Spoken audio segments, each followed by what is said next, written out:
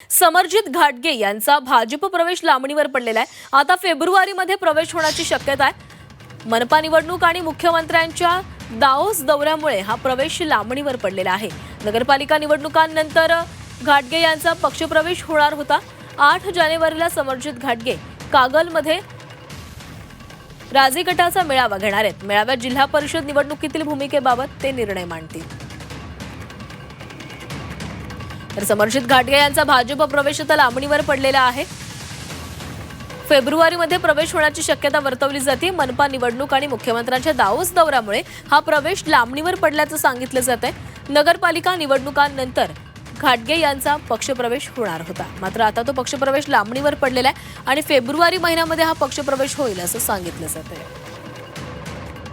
आणि या संदर्भात बोलण्यासाठी आपल्यासोबत आमचे प्रतिनिधी प्रताप नाईक जोडले गेलेले आहेत। प्रताप, समरजित घाटगे यांचा पक्षप्रवेश लांबलेला आहे, काय नेमकी कारण सांगितली जात आहेत?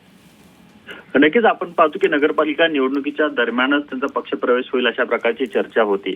पण आपण पाहतो की कागल नगर परिषदेमध्ये या ठिकाणी राष्ट्रवादी आणि शाहू ग्रुप अशा प्रकारे त्यांनी निवडणूक लढवली। त्याच्यानंतर आपण पाहतो की जिल्हा परिषद निवडणुकीच्या आधी या ठिकाणी पक्षप्रवेश होईल अशा प्रकारची तर्क लावले जात होते।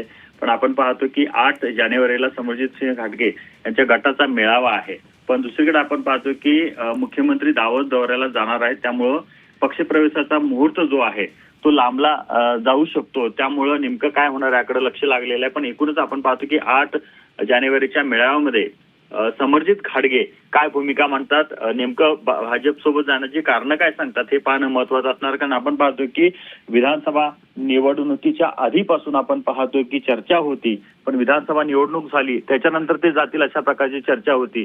ज्या वेळेला त्यांना विचारलं त्या वेळेला त्यांनी डिनाय केलं होतं। पण आता मात्र ते भाजपमध्ये पक्षप्रवेश करणार हे जवळपास निश्चित झालेलं आहे आणि त्याला अनुसरूनच या ठिकाणी 8 तारखेला मेळावा त्यांनी आयोजित केला आहे। नक्कीच प्रताप, धन्यवाद दिलेल्या सविस्तर माहितीसाठी।